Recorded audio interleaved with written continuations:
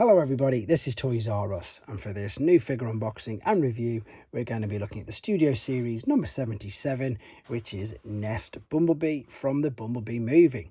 What we're going to do with this video then, we're going to unbox them live in a second, have a look at the entire contents of the packaging. We're then going to have a detailed look at them in both modes to help you decide how you want to display them. We're also going to do some comparisons with some other Studio Series Bumblebee figures, and of course we'll do some more comparisons with some more actual Bumblebee toy line figures as well. So as I'm going to open this up now, I need to thank Robot Recruits because that's who I purchased this from, and as you can see they sent it to me nice and safely. I'd also like to remind anybody who's not subscribed to this channel, if they'd like to hit that subscribe button for me now please, because it really will help me out. I do reviews and showcases on new and older figures. If there's anything that you'd like to see, just drop me a message in the comment and I'll get it done for you. Right, so there is the obviously figure itself. There is the backdrop, and that of course is pretty much at the beginning of the film, isn't it? I wonder if that's Blitzwing up at the back. I definitely don't remember him being that colour at all at this particular part of the film. So the other thing we've got is of course the instructions, and I suppose that's it. What I need to do now then guys is set him free from this and come straight back to you.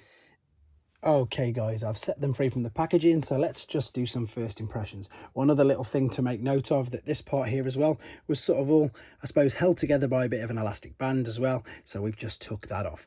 Right, first impressions of this guy, I do really like it. Okay, it's not the colour scheme at all that you saw in the movie. I've done a bit of research and the colour for this guy is basically, was and is going to be used for the Universal Studios ride theme, so that's why of course they didn't use this colour in the movie.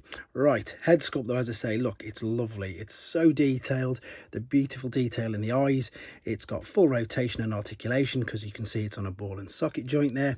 Same for the shoulders, they're ball and socket. Same for the hips. There is a waist swivel, there's a knee bend, there's an ankle tilt and rock. There's pretty much everything but a wrist swivel, although you've got swivel at the elbows as well as bending. Again, I tend not to spend too much time talking about articulation because these new figures, they've just got it in abundance. What I would like to show you though is just the lovely detail, the silver parts on the inside of the thighs, on the top of the chest, with this being a lovely translucent green plastic as well. Same as on the forearms. It looks, as I say, maybe this camera's not doing it any justice. Oh, there you go. You can see there's at least three colours of grey and silver mixed into this. So it does look good. And as I suppose it will stand, and I'm sure it'll display really, really well. We've got the translucent green there for the back of the window. Maybe that should be tucked up underneath that way. Yeah, there we go. But yeah, impressed with this guy. He looks great.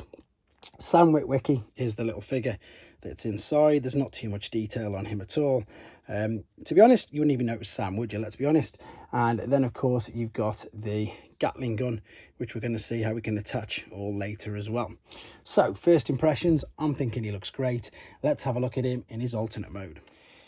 Right then, we're back, and as you can see, he's in his alternate mode. Quick apologies for no transformation process on this video. It will be uploaded separately, so not to spoil it for yourselves, and indeed to keep the length of this video down. I really like this mould. I think it looks great. I think this colour scheme on it works really, really well. There you can see the Autobot logo with the N.E.S.T logo on it as well. You can really see the good usage there of the translucent green yellowy windscreen. It doesn't do great with fingerprints though, you can see that there. Same on the headlights. Yeah, it looks great. If I want to be super picky, yep, you can probably tell that that's his arms, but I suppose there's no other way that they were able to hide anything underneath. Otherwise, I suppose it's pretty slick. There's lots of little ways that they all clip in together. You've got the N.E.S.T logo there as well, which lovely reflects with the lights. It's great. I mean, the wheels will spin around. Maybe they could have coloured that in on the inside there if we want to be picky with it, but again, nothing really too bad to say about it. I suppose we could also say that, yep, he won't fit in there. And of course, there's no way of attaching the Gatling gun into this particular mode either. So if you pop that there, it doesn't look too bad. When it's at a bit of a distance, or when it's like this, it looks more of like a camo-y green rather than the silver. I know obviously that still wasn't the colour used in the film, but yeah, again, it even displays really well, I think, in this particular mode. But what we're going to do now then, we're going to come back. He's going to be in his robot mode. We're going to see how he fits with the gun and do some comparisons. And let's have a look at him back in his robot mode.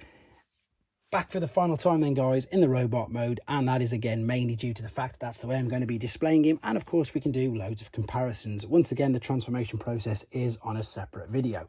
So let's have a look at him with his accessories. So we've got this little Gatling gun here, and it is very, very small. We've got the dowel there, which has also got a slit in it. I'm going to show you two ways you can use it. In fact, I'm going to show you three ways. There's two ways in the instructions. The one is first and foremost that you can obviously carry it like this. And obviously it's a handheld weapon, which looks all right. There we go. And then if you don't want him to be carrying it and you wanted to store it, I just showed you that little slit in the 5mm dowel on the back of the hood there. You can literally just slot this into place and it's out of the way. You can still sort of see it, but it's out of the way and you can store it. But what I have found is if you just move the head slightly out of the way, you can see you've got this part here. What you can actually do is you can rest it on top of there.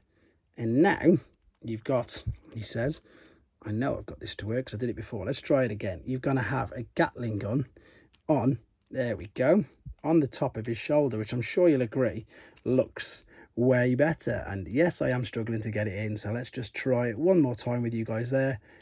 Oh, it's because I've got, there we go. Look at that. I'm sure you'll agree that that looks way, way better. Now, let's put him on this stand just quickly. Hopefully we can not get the glare at all. As I say, from this distance, and maybe with the light on, he doesn't look as silver as what he actually is. He looks more of a camo. I think he looks great either way. It's very interesting to see that they've gone this way with it. It displays so well. Maybe not with the backdrop because, of course, that's not relevant to the film at all. With regards to this guy, I've got, of course, going there. I can't understand why they put him in, to be fair. Couple of reasons. One, Sam Witwicky isn't even in the film Bumblebee, so that's just blown my mind completely. And I don't know, maybe it was just to put it in to make them different enough, I suppose, to reissue and to redeco him. And there's just no real use to him, unless you've got a huge, huge scene, I suppose. But as you can see, yeah, no real benefit to him. Let's just pop him over here and let's start with some comparisons. And the ironic thing is I was literally about to do a video on this guy this week and then he showed up. So I've gone for the new one first and foremost. So this is the original owner of the mould. This is Studio Series 57 and he's known as Off-Road Bumblebee. Pretty much all the same, no major differences, obviously, apart from the decos, the paint on it. Everything the same at the back. Yep. Lovely, great figure, really, really like it. Let's bring this down out of the way, and I've just put them, where have I put them? Here they are. So let's see how he displays with these. And yeah, I've mentioned this in the other video as well. All the Autobots are quite small, aren't they? They're all small. All the normal deluxe figures, he's quite a big one, but the rest of them are all sort of quite small. And yeah, I think he displays pretty well with them all. I mean, obviously, apart from core class Shockwave, before somebody puts that in the comments. But yeah, the normal deluxe figures, he scales really well with them. Again, it's a great toy line.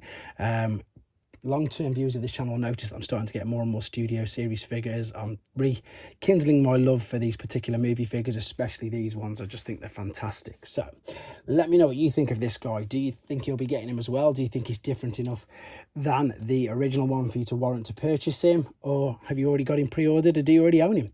Let me know what you think, guys. And of course, take care. Thanks for watching. Like and comment. And don't forget to subscribe.